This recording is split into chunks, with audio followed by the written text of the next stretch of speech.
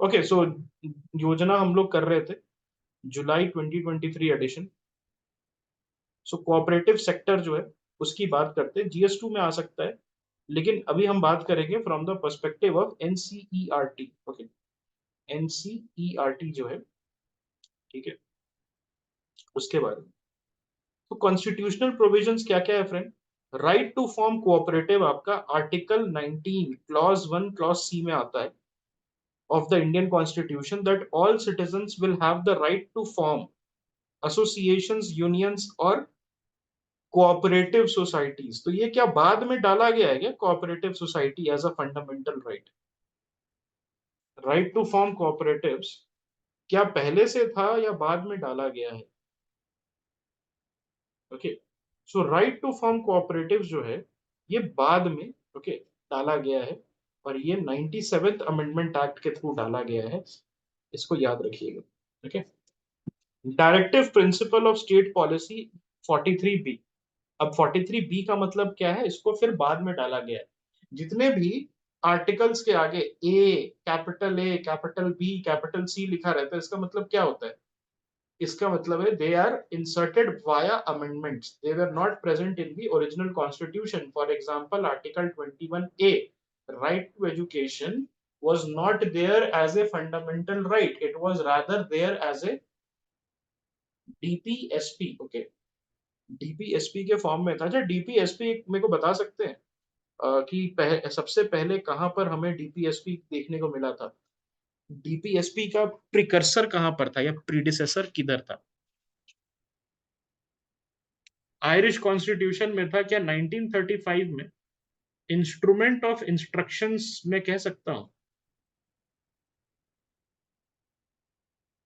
Instrument of instructions, yes, ठीक है, तो इस चीज को याद रखिए। And what about six schedule and fifth schedule, सबसे पहले किधर आया था फिफ्थ शेड्यूल और six schedule? Partially excluded and excluded areas आया था 1935 एक्ट में। और सबसे पहले स्पीकर का इलेक्शन का किधर आया था, स्पीकर का इलेक्शन का या स्पीकर का ऑफिस का 1919 एक्ट में क्या बोला जाता था उस समय? स्पीकर ही बोला जाता था क्या उस समय स्पीकर ही प्रेसिडेंट और vice president of the house? Okay, फिर बाद में उसका नाम जो है चेंज करके स्पीकर और डेप्यूटी स्पीकर रख दिया गया। तो directive principle of state policy जो है emphasize करता है promotion of cooperative societies. It mandates the state to support the voluntary formation, autonomous functioning, democratic control, and professional management of cooperative societies. Part 9B, okay, Part 9B of Constitution, it gives cooperative societies constitutional status. क्या देता है आपको? Constitutional status देता है और include करता है provision को for their democratic functioning. Okay, this part reinforces the legal framework supporting cooperative society in India. Part 9B जो है ये कॉन्स्टिट्यूशनल स्टेटस देगा आपको, किसको? Cooperative society. याद रखिएगा, आपसे क्वेश्चन पूछेगा क्या कोऑपरेटिव सोसाइटीज को कॉन्स्टिट्यूशनल स्टेटस है? बिल्कुल है कॉन्स्टिट्यूशनल स्टेटस। और किसके थ्रू मिल रहा है? हमारे कॉन्स्टिट्यूशन के पार्ट 9B में भी है, आर्टिकल 19 क्लॉज 1 में भी है, और DPSP के आर्टिकल 43B में भी है। ठीक है, नेशनल कोऑपरेटिव डेटाबेस। सो इसका एम क्या है? एक नेशनल कोऑपरेटिव डेटाबेस बनाना to create an information based decision support system. कैसे सरकार जो है हेल्प कर सकती है, कैसे सरकार हेल्प कर सकती है in giving scheme supports. Okay, in giving scheme supports, ठीक है। और और यहाँ पर अगर आपको याद होगा एक एक्ट था, हमने पढ़ा था multi state cooperative act. Multi state cooperative act हमने पढ़ा था, यस, आपको याद होगा, अभी recently it has been passed. Okay, सहकार से समृद्धि, तो इसमें क्या है कि मिनिस्ट्री ऑफ कोऑपरेशन, तो कोऑपरेशन का मतलब भाईचारा नहीं, मिनिस्ट्री ऑफ कोऑपरेशन मतलब क्या है? ओके, मिनिस्ट्री ऑफ कोऑपरेशन क्या है? जहां पर आप economic freedom, self reliance, social justice जो है कोऑपरेटिव्स के थ्रू, कोऑपरेटिव्स के थ्रू करता है, ठीक है। और सहकार से समृद्धि इनिशिएटिव जो है ये अंडरस्कोर करता है significance of cooperation for community lead and owned entrepreneurial ventures. मतलब जैसे लिज्जत पापड़ क्या है, क्या लिज्जत पापड़ ने किसी एक महिला का जिंदगी चेंज किया? Did Lijjat papad which is a cooperative, papad cooperative, क्या उसने किसी एक औरत का जिंदगी चेंज किया? The answer is no, it change the life of thousands of women, thousands of women का लाइफ इन्होंने चेंज कर दिया। तो वही सहकार से समृद्धि, आप जब साथ आते हैं तब जाके आप समृद्ध होते हैं। समृद्ध मतलब prosperous, okay, you become prosperous, okay. अब यहाँ पर अगर आप देखिएगा बनास डेयरी, आप देखिए जैसे अमूल का है, तो अमूल आज के डेट में गुजरात का डेयरी फार्मर रिच कहाँ से हो गया? ओके, गुजरात का डेयरी फार्मर रिच कैसे हो गया? बिकॉज नाउ ही नोज मैं कितना भी दूध निकालूं उसका खपत हो जाएगा।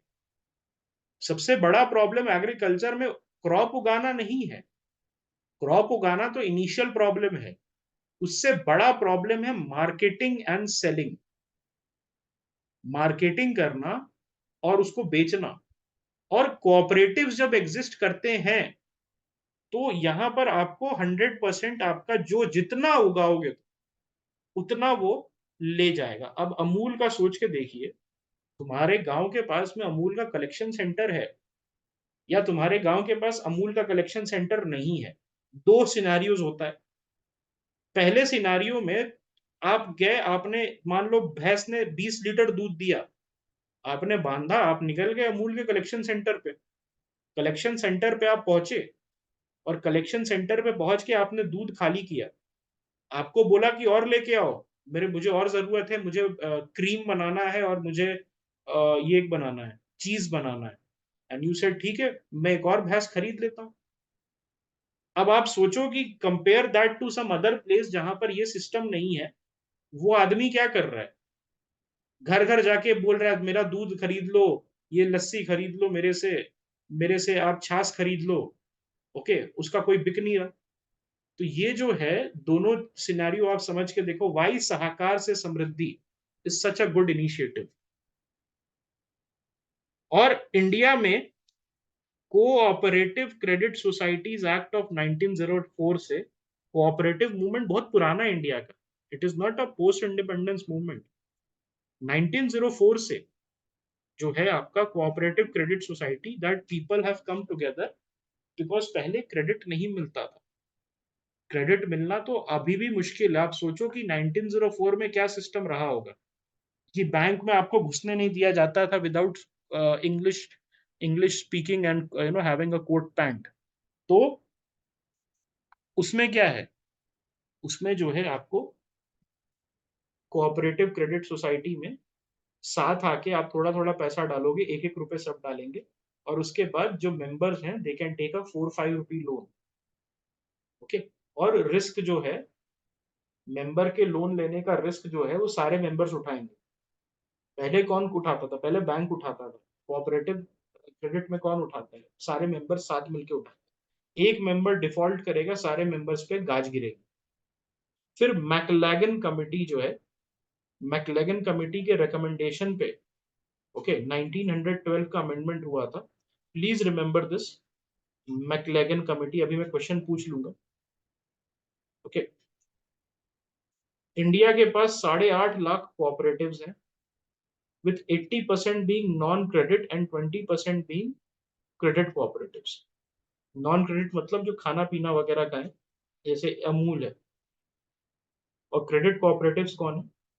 What are credit cooperatives and non credit cooperative, दोनों में डिफरेंस क्या हो जाता है? बहुत सिंपल है, नाम से ही पता चल रहा है। क्रेडिट कोऑपरेटिव क्या होता है?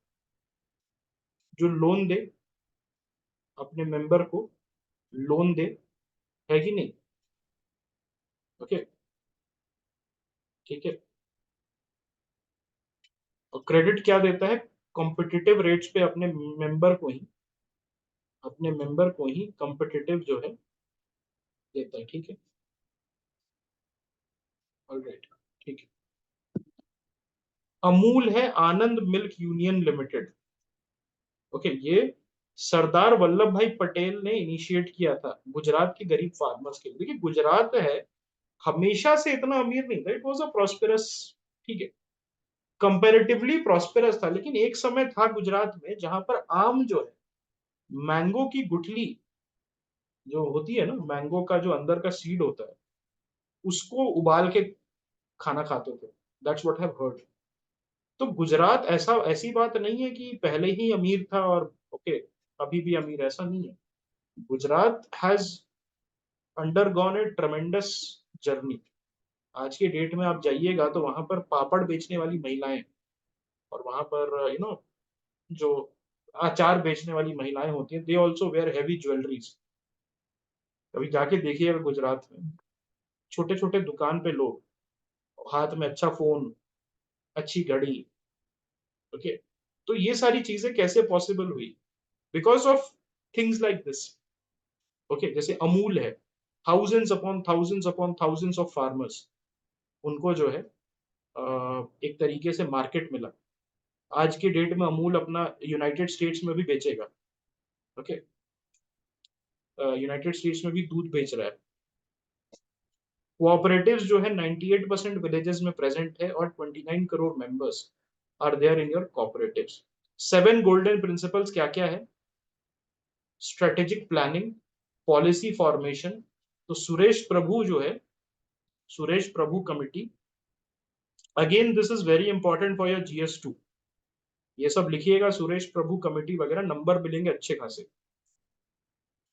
डिफरेंट प्रपोजल्स जो है उसको या पॉलिसीज को अप्रूव किए गए। GeM, okay, government e market place, जिसमें कोऑपरेटिव्स का सामान सरकार प्रोक्योर कर रही है, जैसे चेयर्स, कुर्सी, टेबल। तो rather than buying it from big companies, foreign companies, किसी कोऑपरेटिव का बनाया हुआ चेयर खरीदो, PSUs खरीद रहे हो। ओके, अमेंडमेंट्स किया गया है multi state cooperative society act को। अभी हमने इसको क्लास में भी किया है, अगर आपको याद होगा। So who can become the chairman, कोई बता सकता है? मल्टी स्टेट कोऑपरेटिव्स का कौन चेयरमैन बन सकता है? एनी रैंडम नेता, any random नेता can become the chairman of multi-state cooperatives. Only the person who have been active in the multi-state cooperatives. Okay, so बाहर से लोग आके नहीं बन सकते, जो एक्टिव रहे हैं मल्टी स्टेट कोऑपरेटिव्स में वही बन सकते हैं, ठीक है। Okay, model by laws and PSES revitalisation भी चल रहा है। तो primary agricultural credit society, PSES जो है, उसको रिवाइव करने की कवायद चल रही है। तो PSES can come in your UPSC examination, absolutely, बहुत हाई चांसेस है। आपको जब पेटीएम पेमेंट्स बैंक वाला केस है, तो पेमेंट्स बैंक पूछ सकता है, तो PSES भी जो है आपको पूछ सकता है। तो उसके लिए आप रेडी रहिएगा, that a question on PSES can come. Okay, so PSES जो है, अगर आपको बताऊं मैं, तो cooperative credit institution, I just write down here, cooperative, just see, बहुत ध्यान से देखना। कोऑपरेटिव इंस्टीट्यूशन, क्रेडिट इंस्टीट्यूशन दो टाइप का होता है। कौन कौन सा होता है, कोई बता सकता है? कोऑपरेटिव क्रेडिट इंस्टीट्यूशन इनिशियली दो टाइप का होता है, अर्बन, रूरल। अब देखिए, अर्बन तो RBI ने अपने कंट्रोल में कर लिया है। अर्बन जो है, RBI ने क्या किया है? RBI ने अपने कंट्रोल में कर लिया है कि नहीं? रिसेंटली याद है, रिसेंटली अगर आपको याद होगा, 2020 में अमेंडमेंट आया था, 2021 में क्वेश्चन आया था। रूरल दो तरीके का होता है। रूरल में there is a short term, I just write it here, rural में there is a short term and there is a long term. Okay, तो शॉर्ट टर्म में कितना है? शॉर्ट टर्म में आपका जो शॉर्ट टर्म स्ट्रक्चर कौन कौन देता है, स्टेट कोऑपरेटिव, सेंट्रल कोऑपरेटिव, और the third one is PACS, primary agricultural credit society. ठीक है। और लॉन्ग टर्म में दो टाइप का होता है, प्राइमरी कोऑपरेटिव एग्रीकल्चर और स्टेट कोऑपरेटिव एग्रीकल्चर और रूरल डेवलपमेंट बैंक। तो ये रूरल का पार्ट है, पीएसीएस जो है आपका रूरल का पार्ट है, it is part of your rural structure. और ये जो है आपको क्या करता है, ये आपको प्रोवाइड करने में हेल्प करता है credit. Okay, credit to whom, credit to your farmers. ठीक है। बेसिकली जो रूरल एरियाज में क्रेडिट है वो आपको देने की कोशिश करता है। ठीक है। ओके। और ये आपको अलाउ करता है फार्मर्स को स्पेशली कि एक्सेस कर पाए क्रेडिट, उनके फाइनेंशियल इंक्लूजन में हेल्प करता है। किसमें हेल्प करता है, उनके फाइनेंशियल इंक्लूजन में हेल्प करता है। This has been a question, आपको यूपीएससी बार बार अर्बन कोऑपरेटिव्स ये सब पूछता रहता है। और पीएसीएस किधर वर्क करेगा, please remember, PACS will work at the village level. Okay, rural level में विलेज लेवल पे वर्क करेगा। ओके। और हेड कौन करता है इसको, स्टेट कोऑपरेटिव बैंक एक हेड करेगा। Okay, this is the last mile delivery, last mile credit delivery है ये। ओके। तो पीएसीएस जो है ये आपका विलेज लेवल पे रहेगा, स्टेट कोऑपरेटिव को जो कंट्रोल करेगा वही आपका पीएसीएस को कंट्रोल करेगा। और स्टेट कोऑपरेटिव बैंक से, देखिए बहुत इंपॉर्टेंट चीज बता रहा हूं यहां पर, स्टेट कोऑपरेटिव बैंक एससीबी है, दिस इज योर एससीबी, उससे कहां जाता है क्रेडिट, ये इंपॉर्टेंट है, ध्यान से देखिएगा। एससीबी जो है स्टेट कोऑपरेटिव बैंक है, उससे आपका डीसीसीबी में जाता है। डीसीसीबी सुना है आपने, दो बार क्वेश्चन आया यूपीएससी के प्रीवियस ईयर में, डिस्ट्रिक्ट सेंट्रल कोऑपरेटिव बैंक्स। और डीसीसीबी जो है फिर पीएसीएस को पैसा देता है, और पीएसीएस जो है आपका ये डायरेक्टली फार्मर से लिंक करता है। तो चार स्टेजेस में फार्मर के पास पैसा आता है, पहले state cooperative bank district cooperative bank को देता है, और डिस्ट्रिक्ट सेंट्रल कोऑपरेटिव बैंक जो है वो पीएसीएस को देता है, और पीएसीएस जो है फाइनली फार्मर्स को डिलीवर करता है। और ये किस टाइप का लोन देता है, पीएसीएस किस टाइप का लोन देता है, शॉर्ट और मीडियम टर्म, शॉर्ट और मीडियम टर्म जो है लोन देता है। ओके। सो पीएसीएस को कौन रेगुलेट करेगा, पीएसीएस को कौन रेगुलेट करेगा, the same entity which will regulate your state, state cooperative. Okay, है कि नहीं। ओके, ठीक।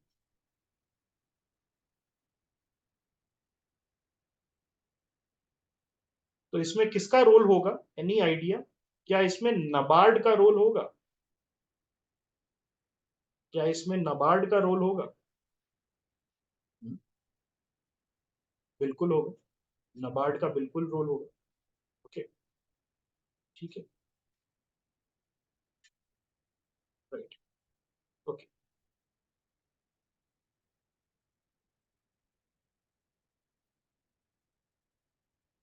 और किसके अंदर पीएसीएस रजिस्टर्ड होगा, your PACS will be registered under what, the PACS will be registered under what, Cooperative Societies Act, Cooperative Societies Act।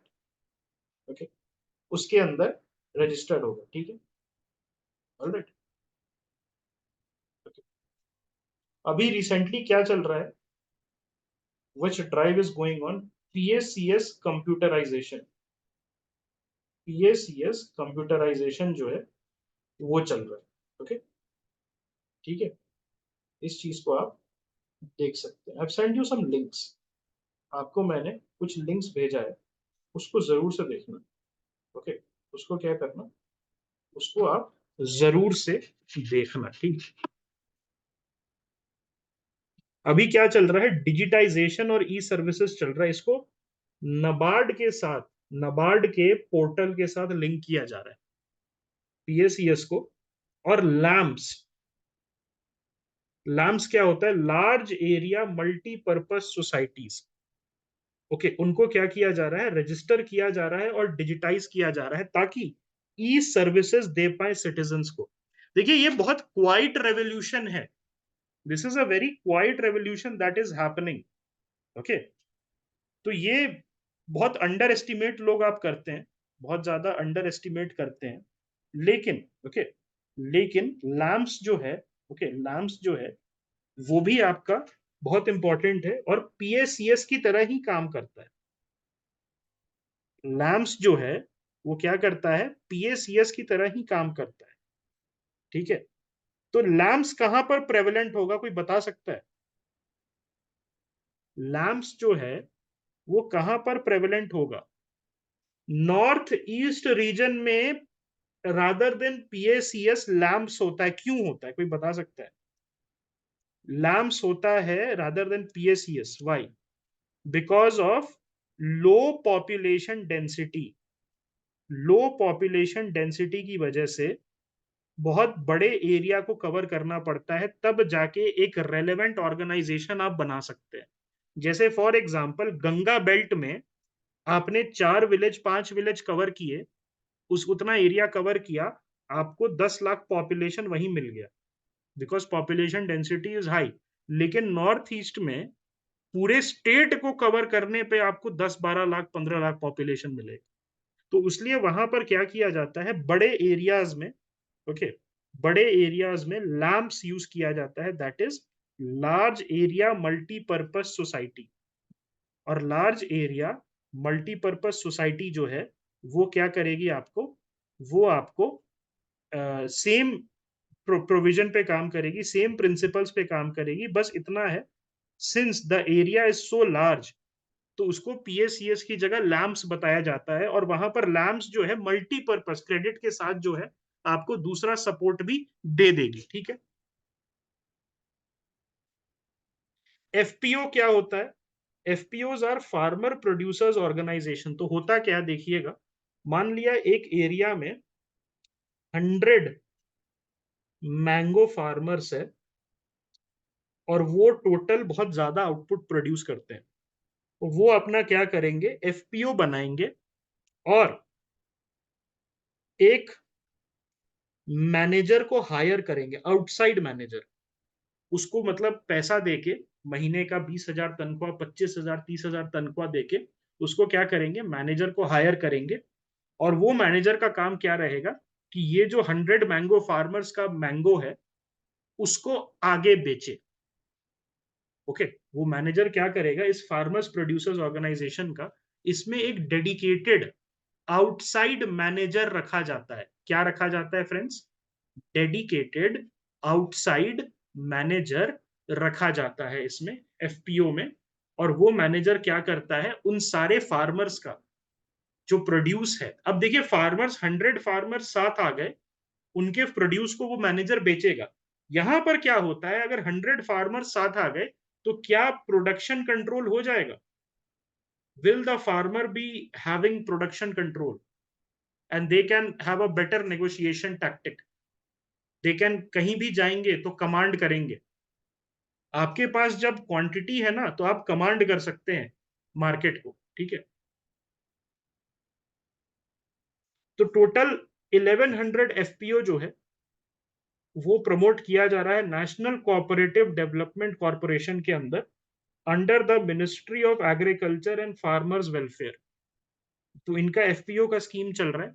Okay, और PACS का इंटीग्रेशन आपको किस में हेल्प करेगा? एग्रीकल्चर प्रोडक्शन में, input management, processing of your food, packaging. अब देखिए 100 आदमी आ गए मैंगो फार्मर्स, तो अपना मैंगो शेक, मैंगो पल्प, आम रस, ये सारी चीजें भी बेच सकते हैं। They are not restricted to selling raw mango. मैंने एक चीज बताई थी, अगर आप जीएस 3 की क्लास में थे in the month of December and November, जब हम GS3 की मैं क्लासेस ले रहा था तो मैंने एक बहुत अच्छा एग्जांपल दिया था, आपको अगर याद होगा, दैट मैंगो है, वो आपका मैंगो जो है आपका मान लिया 20 रुपए में बिक रहा है। उसी मैंगो को अगर आपने किसी फ्रूटी माजा के फॉर्म में बेच दिया, तो वही 20 रुपए का मैंगो 2 रुपए की चीनी और 5 रुपए का बॉटल को जब आप ऐड कीजिएगा तो कितना 27 रुपए हो गया। 20 रुपए का मैंगो, 2 रुपए की चीनी, 5 रुपए का बॉटल, और वही जो है आप 50 रुपए में मार्केट में बेच सकते हैं। या एग्जाम्पल के तौर पे मैंने बताया था पोटैटो जो है आप डंप करेंगे मार्केट में 5 रुपए के हिसाब से केजी, लेकिन उसी पोटैटो पे आपने फ्राई कर दिया 2 रुपए का तेल में, 5 रुपए का नमक मसाला और 2 रुपए का पैकेज, तो 10 रुपए का जो है इन्वेस्टमेंट पे आप 25 रुपए का पैकेट बेच सकते हैं। तो प्रोसेस करेंगे तो डबल ट्रिपल मार्जिन पे आप बेच सकते हैं। तो फूड प्रोसेसिंग यूनिट्स इसीलिए इंपॉर्टेंट है। और पीएसईएस क्या करेगा?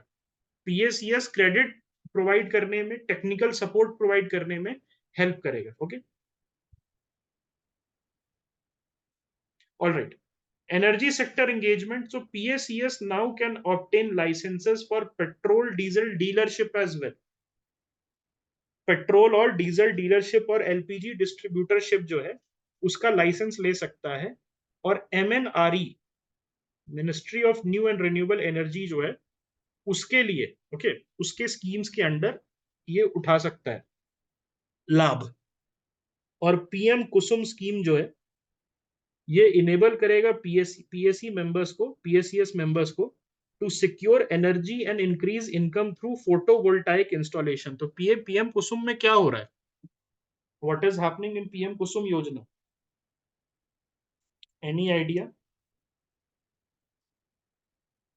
प्रधानमंत्री किसान ऊर्जा सुरक्षा एवं उत्थान महाअभियान, याद है? हमने डिस्कवर किया था इसको कुछ दिन पहले। ओके, तो सोलर पावर कैपेसिटी लगाई जाएगी रूरल एरियाज में, और ऑफ ग्रिड सोलर पंप्स। तो सोलर पंप्स का क्वेश्चन आया था, याद है? सबमर्सिबल पंप्स का क्वेश्चन आया था। पिस्टन वाला, पिस्टन पंप्स यूज नहीं कर सकते लेकिन आप सबमर्सिबल पंप यूज कर सकते हैं। तो उसमें क्या था, नाइदर, सारे टाइप के पंप्स जो हैं चल सकते हैं। इसमें 20 lakh solar powered agriculture pump लगाए जाएंगे।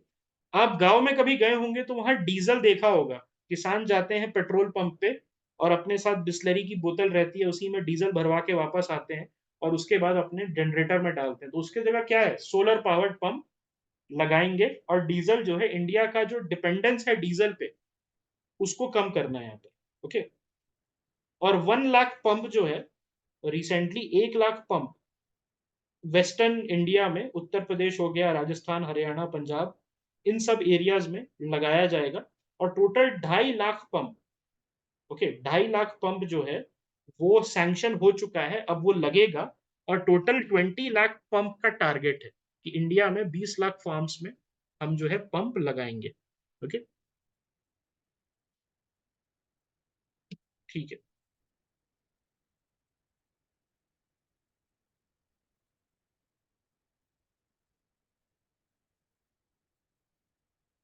ये केस स्टडी है, आप अपना GS2 में आंसर में लिख सकते हैं, अभी हमारे लिए प्रीलिम्स के लिए इंपॉर्टेंट नहीं है।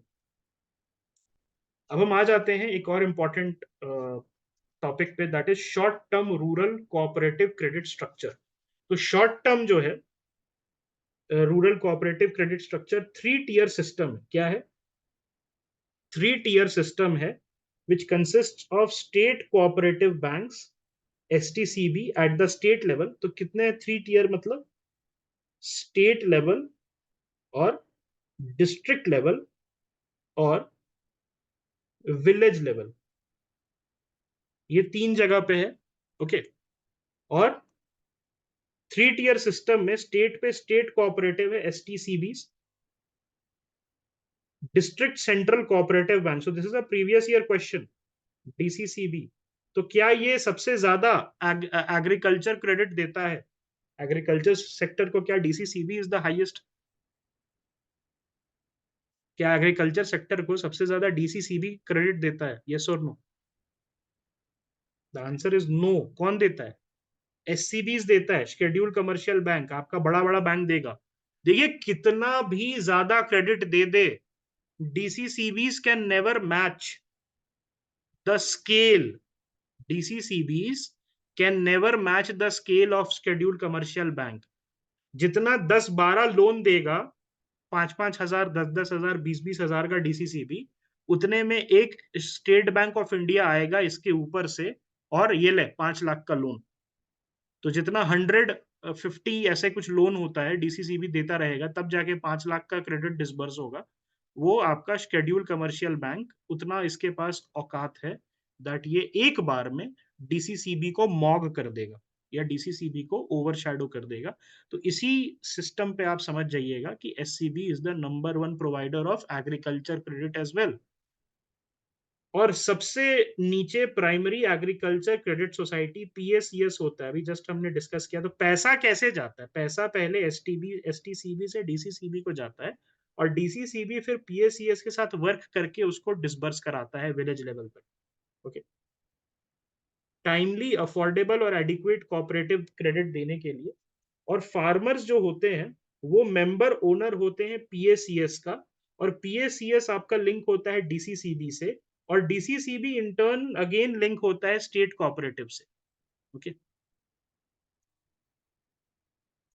द कोऑपरेटिव क्रेडिट स्ट्रक्चर जो है reserve bank of India regulate करती है, और सुपरवाइज कौन करता है? नबार्ड।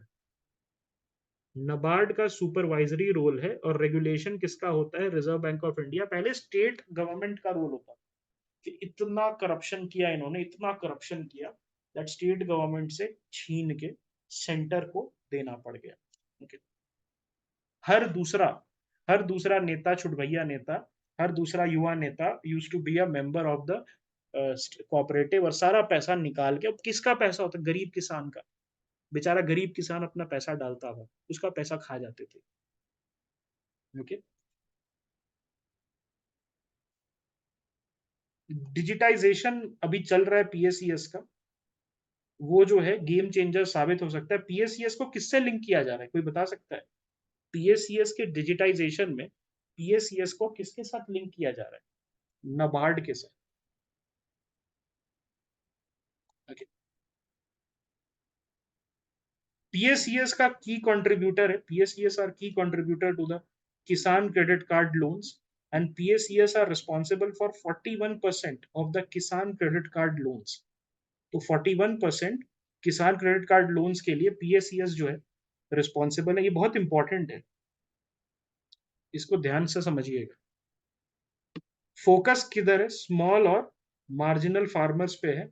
95% ऑफ किसान क्रेडिट कार्ड लोन्स जो है, जो कि पीएसीएस के थ्रू दिया गया है, वो स्मॉल और मार्जिनल फार्मर्स को दिया गया। ओके,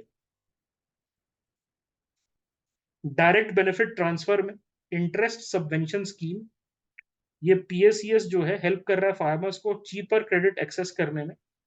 क्रॉप इंश्योरेंस स्कीम में पार्ट लेने में, प्रधानमंत्री फसल बीमा योजना में, उसमें पीएसीएस क्या कर रहा है? इनरोल कर रहा है किसानों को। ओके, और distribution of inputs, essential agriculture inputs like fertiliser और सीड, उसका भी टाइमली एक्सेस प्रोवाइड कर रहा है पीएसीएस। तो पीएसीएस सेंटर्स पे आप जाके वहां पर सब्सिडाइज सीड्स और फर्टिलाइजर्स खरीद सकते हो, ये भी प्रोवाइड कर रहे हैं। ओके, अभी डिजिटाइजेशन हो रहा है short term rural cooperative credit structure का, जिसमें स्टेट कोऑपरेटिव और डिस्ट्रिक्ट सेंट्रल कोऑपरेटिव बैंक जो है आरबीआई के रेगुलेटरी परव्यू के अंदर आ गया है। ओके, ठीक है। Implementation of the centralised online real time exchange core banking solution, याद है? ये क्वेश्चन था यूपीएससी का। Core banking solution was a question of UPSC. Okay, और ये जो है centralised online real time exchange जो है, it has modernise these institution offering real time banking services. Computerisation of PACS war footing पे चल रहा है। 63,000 पीएसीएस को 5 साल के अंदर कंप्यूटराइज करना है। ठीक है, again this is for mains, not important for prelims.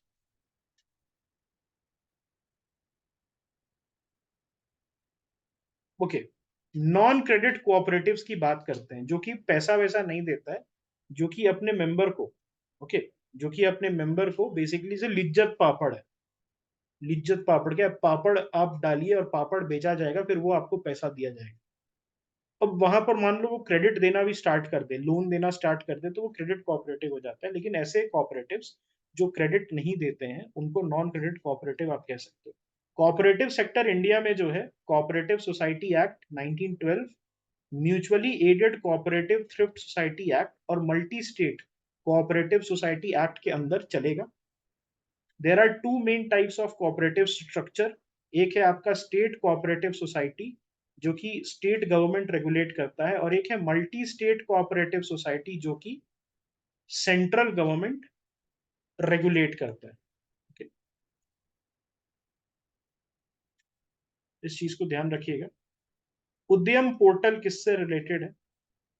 उद्यम पोर्टल एमएसएमई से रिलेटेड। एमएसएमई रजिस्ट्रेशन से आपको जो है, अगर आपका बिजनेस है छोटा सा, तो आप जो है एमएसएमई के अंदर जाके डाल सकते हैं, माइक्रो स्मॉल और मीडियम एंटरप्राइजेस। ओके, और आप जो है एमएसएमई पोर्टल के अंदर, इस उद्यम पोर्टल के अंदर आप डाल सकते हैं, ठीक है, अपना registration.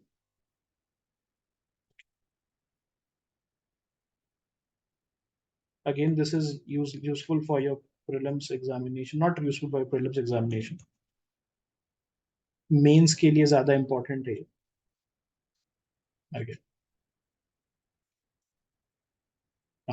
National cooperative food grid करके इसको प्रपोजल एस्टैब्लिश किया जा, मतलब प्रपोजल है कि एस्टैब्लिश करेंगे।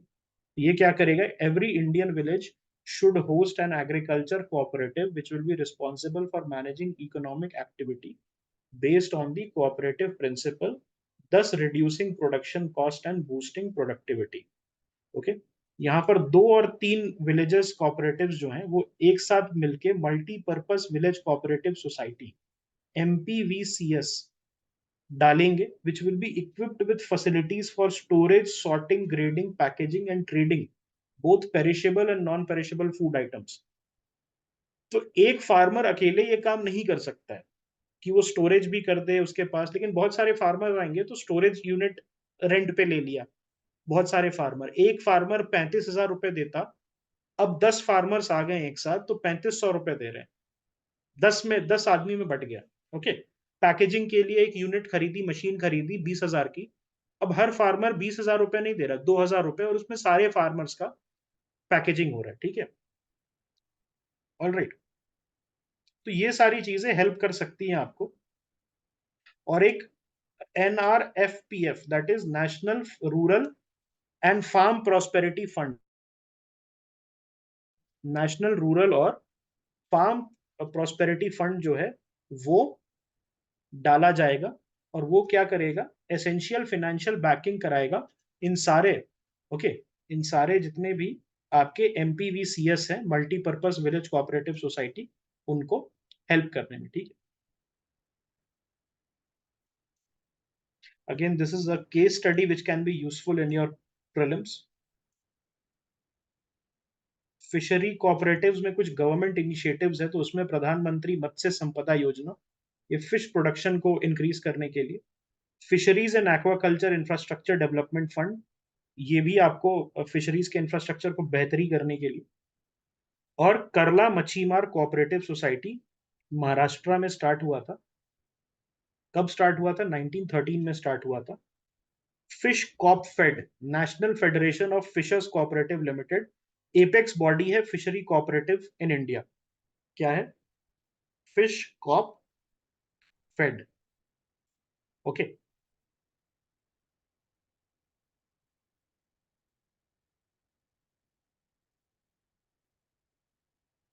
1 PACS 1 ड्रोन इनिशिएटिव, मतलब हर PACS को एक ड्रोन देंगे, ये इनका प्लान है। और वो जो है ड्रोन किस में हेल्प करेगा? Agriculture productivity, efficiency, sustainability. So सारे फार्मर DJI का ड्रोन नहीं खरीद सकते, सारे सारे फार्मर्स DJI का ड्रोन नहीं खरीद सकते, लेकिन अगर गवर्नमेंट प्रोवाइड करेगी तो सारे फार्मर्स उसको यूज कर सकते हैं PACS के through.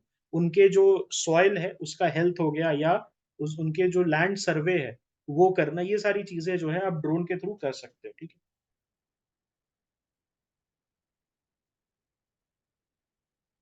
Okay, this will be under the SMAM. What is SMAM?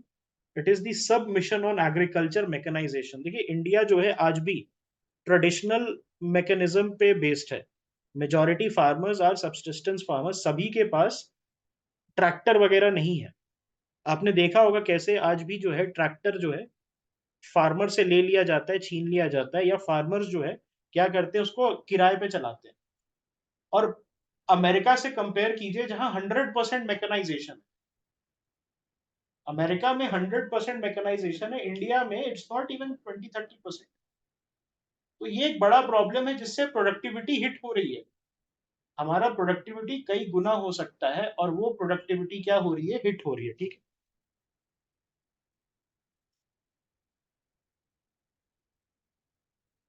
Okay, again this can be skipped.